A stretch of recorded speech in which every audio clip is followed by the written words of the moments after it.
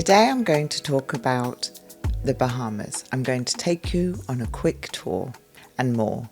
I want to share my must-dos, some quirky fun facts and some helpful tips because in the Bahamas there is something for everyone. So, fun fact, did you know that there are 700 islands to the Bahamas, of which 30 are inhabited? We went to New Providence, which has the capital Nassau, and we did spend most of our time there. So I'm going to start by talking about eating out.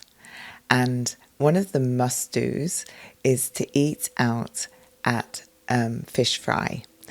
This is the local name for a place that's called Arawak Cay, and it's a number of restaurants all grouped together, which is popular with tourists and locals alike. And you get to have all the culinary delights of the Bahamas, grilled fish, anything to do with the conch shell animal, so conch fritters and so on and so on. So it's a fantastic place. It's very, very lively. In fact, it's very noisy. But when you're in the restaurants, it's quite peaceful. But the people hang out in the streets and it's very exuberant, very welcoming and a lot of fun. And another must-do when it comes to eating is a place that we were pointed to by a pilot staying in our hotel. And he suggested we go to this restaurant, Sharkeez. I really recommend it. It's a mixture of traditional fare as well as Western cuisine. And it's literally on the strip where the cruise liners dock, so you can't miss it. And it specialises in fantastic cocktails, and the hospitality there is very laid back, incredibly friendly, and the staff there will give you masses of information if you take an interest. Another fun fact. Did you know that the Bahamas is only one of 2 countries in the world that starts with the article the? The other country is the Gambia. So another must-do when it comes to eating out, in my mind, this is obviously a very personal suggestion, but is go to the Graycliff restaurant at the Graycliff Hotel. This is high-end dining and reminiscent of perhaps colonial times. It's a beautiful building in a beautiful garden, and the staff there are absolutely exquisite. Everything is done with panache. It's wonderful, and the food is fantastic. I really cannot pay enough compliments. I had such a lovely time there, and we went there for a special reason. So I will tell you more about that as I go through the conversation, but I want to highlight it because not only is it an exquisite restaurant, but it's also on a street where there is a lot to do. There is a chocolate factory, there is wine tasting, there's a cigar making factory, there are, at the end of the street, there's a museum, an art museum, and the day we went was a display of children's work, which was really quite incredible, and I wanted to buy a couple of pieces, but I wasn't allowed. And then around the corner there are a couple of art galleries, and there's a rum factory. So all of them really offer something interesting. So I highly recommend that you include this street and the Graycliff restaurant as part of your tour. The interesting thing about the Bahamas is it's offering many styles for travelling. So if you are someone who likes to take a cruise, then it is perfect for you. And if you like private resorts, it's perfect for you too. Or if you like me, to travel independently and experiment and find your way, it's perfect for you too. So it really is a fantastic opportunity because it provides something for everybody. Fun fact. I found the island incredibly welcoming. I found the people very optimistic and very much in the present. There was a situation, I went down to my hotel reception and I'd forgotten my room key. And the lady at reception said to me, "You are rushing." And I loved how she made this observation. There was no judgment, no mockery, just a thoughtful observation to bring me back to the present, to stay focused and be in the moment. And I found them very much like this. In frequent situations, I was constantly brought back to the present.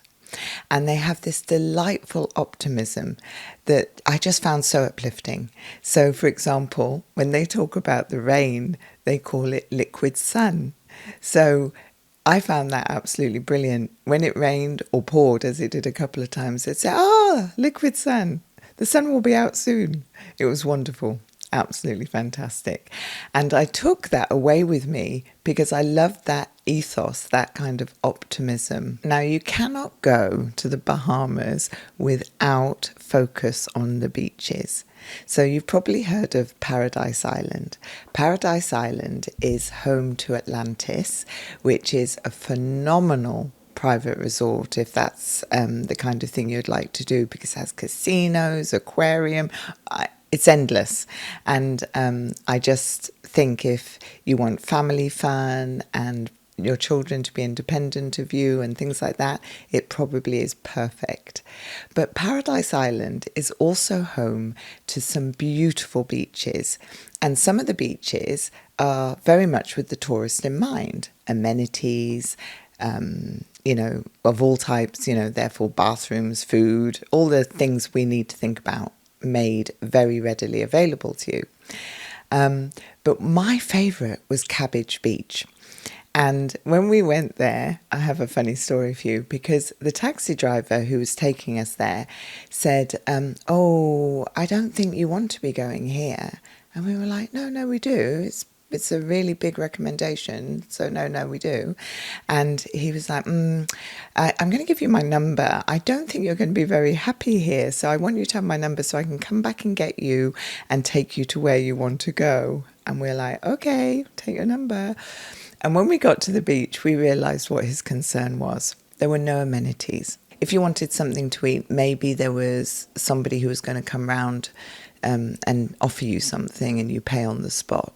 But they were few and far between. If you wanted a bathroom, there was a portaloo. But there were sun beds, there were sun umbrellas. So in my mind, we had everything we needed. It was a gorgeous day and we spent the rest of the day there. And we did not call him because we had no need to change to another beach full of amenities. So there is something for everyone. And Cabbage Beach was particularly delightful because it's popular with local people, it's popular with tourists. So it was a very lovely atmosphere of just everyone intermingling. Paradise Island is just over the bridge from Nassau. So it's very, very easy to get to, probably easiest by cab. Probably at the time we went, it probably cost about $20 to Paradise Island. It's not very far. So I would point out to you that cabs are generally quite expensive. I think from the airport to our hotel in Nassau, it set us back at least $50. So just bear that in mind when it comes to the moving around the island. But you might like to hire a car. I would imagine that is a very easy way to get around and see more of the island. Another thing to do that I would totally put as my number one must do is take an island hopping tour. I also recommend, if you're like me and you're prone to seasickness, then take some medication because you're on a speedboat and it goes at some speed. But you really go quite far out and experience not 700 islands, but a number of tiny islands, and you see where the rich and famous live. You swim with pigs if you wish to, or feed them carrots gingerly. You can hold a baby pig. I quite enjoyed that bit. That was all right. You can go to Iguana Island, where you can feed grapes to the iguana. And the iguana are very different from the majestic green iguana that I introduced you to in the Puerto Rico episode. These are dark and a bit more scary. Reminded me of dinosaurs, miniature versions, and there were a lot of them. My husband was completely unintimidated and took a fantastic picture of him feeding them grapes. at that point, I was pretty much staying on the boat. And you can also swim with, I forget the name, but it's a docile type of shark, and they're lovely. They seem to enjoy being around humans. They tend to come towards you, and when you hold them, you're trained to stroke them in a certain way that they apparently find soothing, and they have really velvety skin. So it's quite, that bit was nice. I found that quite relaxing. But there's lots to do, lots to see, and one of the beautiful things about it is seeing the islands. Yes, many of them are owned by the rich and famous, and others are just seemingly uninhabited, and or they're just beautiful. And at one point we were able to swim out to a sandbar, and this sandbar had a swing in the middle of it. I mean, it was extraordinary. And then our guide was taking photos of everybody having their turn on the swing. I really enjoyed that trip because we also found out all about the escapades of Escobar and his connections with the Bahamas, and that was really quite entertaining. And we even went to the site of a sunken jet. So I really, that would be my number one recommendation of things to do. But there are many other trips hosted by the local people, and if money is no object, then I recommend you do as many of them as possible. Fun fact: King Charles is the parliamentary constitutional monarchy. So it's quite fascinating because the Bahamas is an independent country, but it has close ties with America, with the UK, with the United Nations, and with CARICOM, which is the Caribbean community. So it's very well connected, and but I found it fun and interesting that the king is their monarch. And a final fun fact for you is the way the people say goodbye. They say goodbye by saying walk good, but my favourite was link up. Frequently people would say link up. While I was there, I used to say, link up, liquid sun, because I wanted the rains to disperse and the sun to come back out, which it invariably did. The rains never seemed to last for long. So I recommend considering the Bahamas for your destination. It was my first destination in the Caribbean, so it holds a valuable place in my heart for being that, and it has led me to want to go to many more islands. So I invite you to consider taking yourself to the Bahamas and enjoying whichever way you go, whether it's a cruise, a private resort, or whether you go independently like I did. Thank you. Link up.